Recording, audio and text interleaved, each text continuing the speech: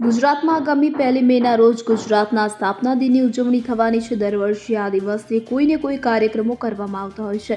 આમ આદમી પાર્ટીના Isudan ગઢવીએ press conference કરી અને તેમાં તેમણે જણાવ્યું હતું કે આગામી 1 મેના રોજ આમ આદમી પાર્ટી દ્વારા એક દિવસના પ્રતિક ઉપવાસ કરવામાં આવશે।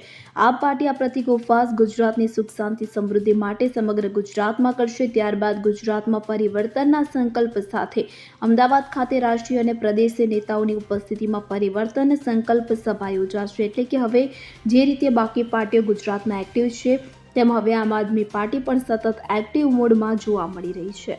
Bureau report CN24 news. હવે જુઓ દેશ દુનિયાની તમામ ખબરો તમારી આંગળીના ટેરવે।